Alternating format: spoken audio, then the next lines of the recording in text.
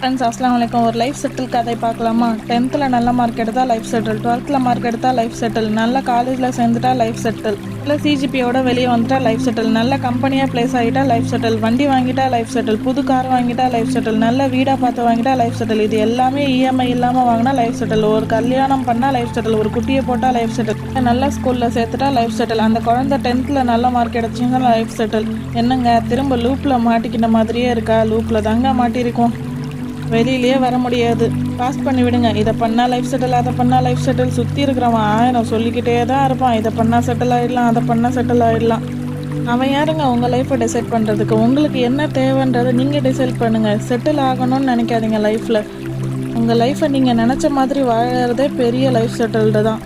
இந்த மாதிரி லைஃப்பில் செட்டில் ஆகணும்னு பேசுகிறவங்க கிட்டலாம் கொஞ்சம் தள்ளியே இருங்க. தேங்க்ஸ் ஃபார் வாட்சிங். வீடியோ பிடிச்சிருந்தா லைக் பண்ணுங்கள், ஷேர் பண்ணுங்கள், சப்ஸ்கிரைப் பண்ணுங்கள். மறக்காமல் உங்கள் ஃப்ரெண்ட்ஸ் அண்ட் ஃபேமிலிக்கு ஷேர் பண்ணுங்கள்.